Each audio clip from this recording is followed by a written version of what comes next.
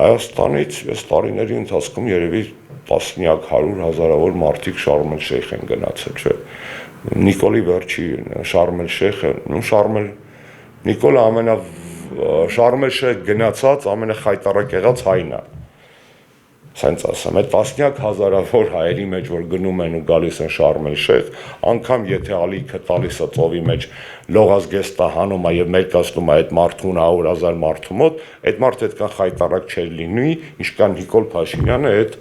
գագաթնաժողովին, երբ որ մենք ասում էինք, որ Նիկոլ Փաշինյանը ազգային ամոթ է եւ իր պատճառով մեր երկրի նկատմամբ վերաբերմունքը կամահարական է եւ նսեմացնող, այդ կադրերը չկային ոչ Դուշանբեից, որտեղ SNG-ն էր կայֆավատ լինում վրան, ոչ էլ ամերիկյան գագաթնաժողովից, որտեղ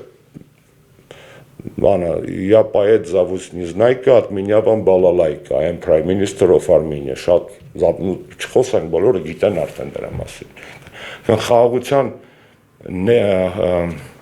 վկայի կարգավիճակում Վաշինգտոնյան այդ հանդիպման ժամանակ գտնվող Ամերիկայի Միացյալ Նահանգների նախագահը տեղը չի բերում այն մարդուն, ում վկա է եղել